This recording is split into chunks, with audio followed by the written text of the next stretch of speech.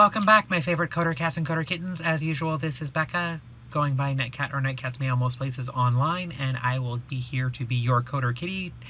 Again, presenting Coder Kitty Decoded, where I break down the syntax, arguments, and other such for individual commands in LSL for those people that want a quick reference in my particular style.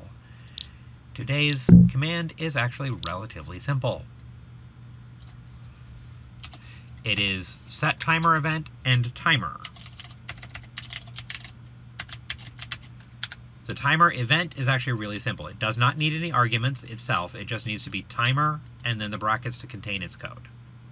Up here, setTimerEvent, we'll say 2 seconds, because it's always in seconds or fractions of a second. You can actually do a 0.2 seconds, but we'll do 2. And then something to do on that.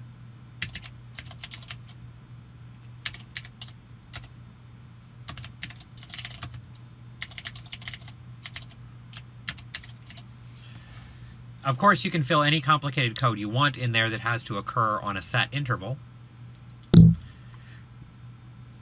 There, timer triggered, timer triggered, timer triggered. That is really all there is to it with setTimerEvent and timer. You set a certain amount of time in seconds or fractions thereof, and it goes off. So that is it for a very quick and simple Coder Kitty Decoded. Hope to see you all again next week.